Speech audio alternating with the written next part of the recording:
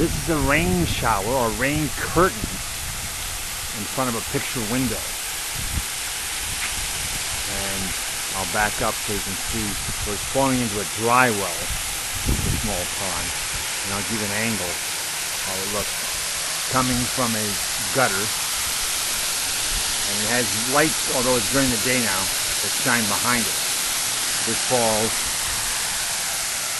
into a well.